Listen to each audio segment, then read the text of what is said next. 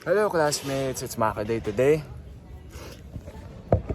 Ako po si Sean Desagas and I'm playing the role po of Mr. Sean Rodente.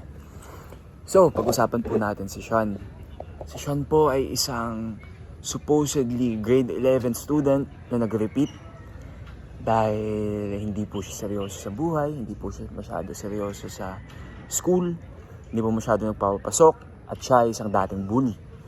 So, ngayon po na nabigyan siya ng panibagong chance, panibagong pag-asa na maayos ang kanyang buhay, maayos ang kanyang pag-aaral. Siya po ay magbabalik sa MAC A bilang isang focused and calculated na student. Kumbaga, iwas po siya sa gulo.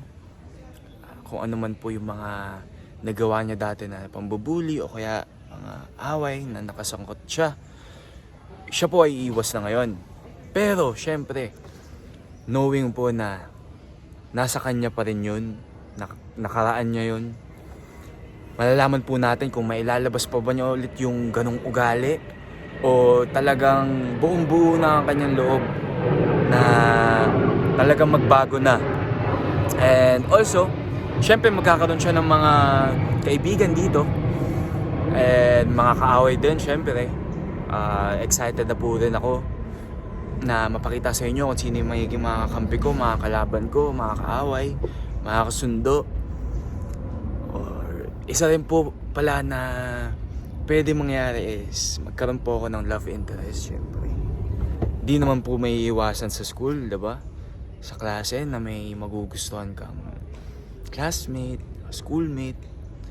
And ang exciting po doon is yung kung paano sila magmi-meet, paano magmi-meet si Sean at yung posible niyang maging partner, 'di ba?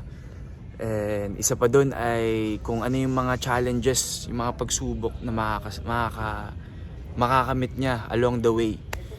Kung malalampasan ba niya ito or tuluyan na siyang madatapa. Pero alam naman po natin, kagaya ng sabi ko, si Sean Rodente po ay isang estudyanteng nagbabago na at focus na.